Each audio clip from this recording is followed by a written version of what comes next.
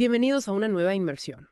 Hoy nos adentramos en la situación de los migrantes venezolanos detenidos en Estados Unidos y las tensiones diplomáticas que esto ha generado entre Venezuela y EU. Exactamente. Tenemos informes de Infobae y CNN en español, ambos publicados alrededor del 19 y 20 de marzo de 2025. Ajá.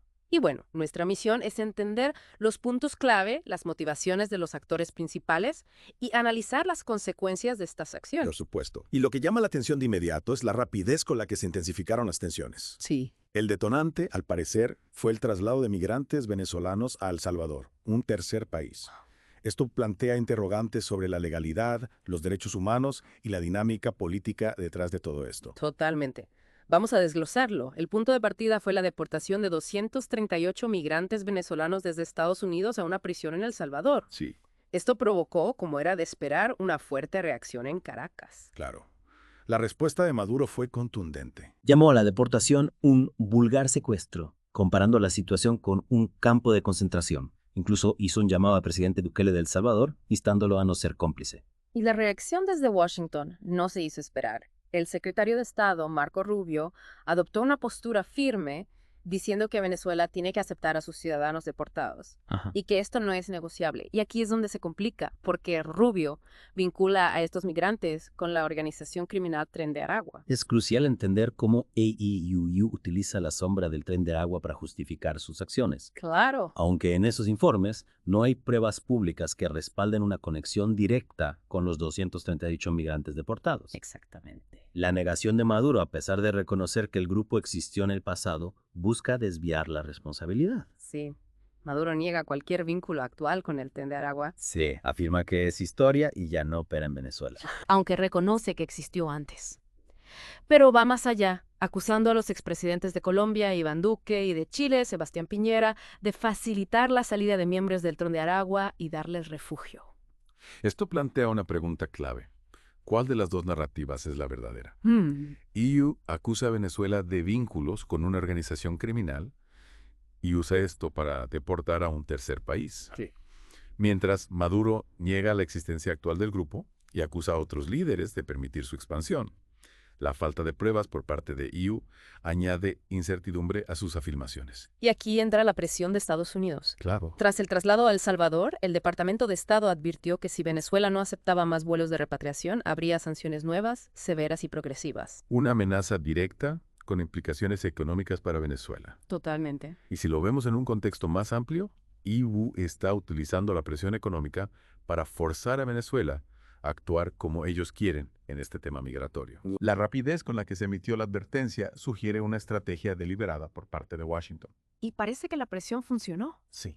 Casi inmediatamente, Maduro anunció un aumento en las gestiones diplomáticas para la repatriación de venezolanos detenidos en EU. Ajá. Incluso mencionó la llegada de 306 migrantes desde México el 20 de marzo. Esto es una concesión importante por parte de Maduro. Inicialmente su discurso fue de condena y negación. Sí. El que, tras la amenaza de sanciones, anuncie más vuelos de repatriación, indica que siente la presión y busca evitar consecuencias económicas. Para liderar esta operación, Maduro designó a Jorge Rodríguez, enviado especial para las negociaciones con Washington. Ajá. Esto demuestra la seriedad con la que Venezuela está abordando el asunto. Lo que usted debe notar aquí es cómo Maduro intenta equilibrar su firmeza y condena a EU con la necesidad de gestionar la situación de sus ciudadanos en el extranjero Sí.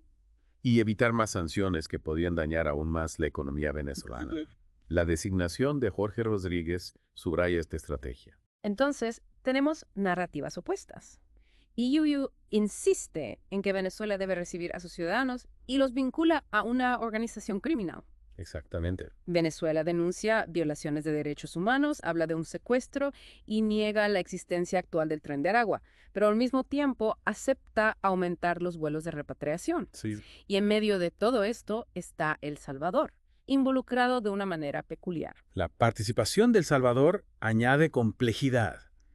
Bukele está en una posición delicada. Sí. Debe equilibrar las demandas de EU con el rechazo de Maduro a que sus ciudadanos sean deportados allí. Claro. Esto podría afectar las relaciones entre El Salvador y Venezuela y la imagen de Bukele. ¿Qué significa todo esto para usted? Esta situación muestra cómo la migración puede ser un arma política Sí. y cómo los intereses nacionales chocan con los derechos humanos. Exacto. La urgencia de ambas partes, aunque por razones distintas, subraya el impacto en los migrantes. Por supuesto. Y la disputa sobre el tren de Aragua complica la solución. Si vemos el panorama general de la migración venezolana, varios países de la región están lidiando con el flujo constante de personas. Sí. La decisión de EU de deportar a un tercer país y la reacción de Maduro muestran las complejas dinámicas de poder. Para concluir, una pregunta para la reflexión. ¿Qué nos dice todo esto sobre la relación actual entre EU y Venezuela?